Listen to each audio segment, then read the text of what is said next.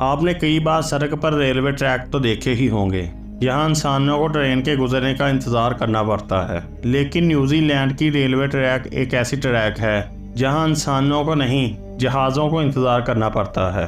दोस्तों, railway track की शुरुआत तकरीबन 200 साल पहले हुई थी, क्योंकि उस वक्त इंसानों के लिए आने जाने के लिए कोई और चीज़ नहीं थी।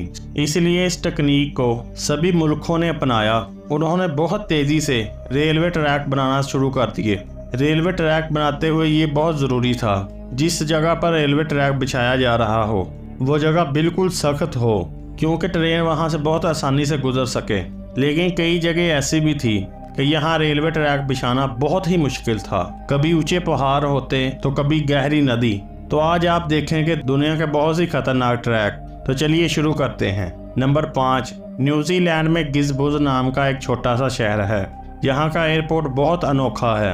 ये दुनिया का एक ऐसा एयरपोर्ट है जिसका रनवे रेलवे ट्रैक से गुजरता है। इस एयरपोर्ट का कंट्रोल टावर से नहीं, पायलट के हाथ में होता है, और यहाँ का कंट्रोल रेलवे टावर के साथ भी कंट्रोल होता है। अगर जहाज़ लैंडिंग के बहुत करीब होता है तो फिर ट्रेन को यहाँ रोक दिया जाता है। फिर जहाज़ को उड़ान भरने से पहले इंतज़ार करने के लिए कहा जाता है। रनवे पर जिस जगह से रेलवे ट्रैक गुजर रहा है उसे बड़े ही खूबसूरती से डिज़ाइन किया गया है कि जहाज़ के लैंडिंग के वक्त कोई ऐसा मसला ना आ सके। दरअसल ये रेलवे ट्रैक पहले ही वहाँ पर मौजूद था। फिर बाद में इस जगह पर एयरपोर्ट बनाने का फैसला किया गया, क्योंकि एयरपोर्ट बनाने के लिए और कोई जगह अच्छी नहीं थी। नंबर 4, स्विट्ज़रलैंड अपने पहाड़ों और खूबसूरती के लिए बहुत मशहूर है, और एक चैलेंज था कि इस पहाड़ों पर रेलवे ट्रैक बनाना बहुत मुश्किल था।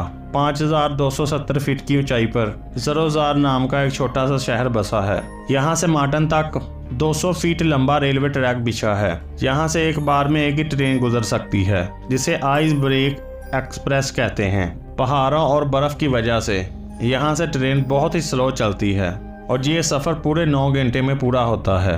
और यही वजह है कि आइस ब्रेक एक्सप्रेस को दुनिया की सबसे स्लो ट्रेन भी कहा जाता है। इस सफ़र में ट्रेन पहाड़ों में बने खतरनाक सुरंग से गुजर के जाती है। यहाँ पर एक सुरंग का नाम फॉर्मल सुरंग है, जो 16 किलोमीटर लंबी है। इस सफ़र के दौरान ये ट्रेन एक पुल से होकर गुजरती है, जो 450 फीट की ऊंचाई पर बना हुआ है। नंबर 3, स्विट्ज़रलैंड में एक ऐसा पॉइंट भी है।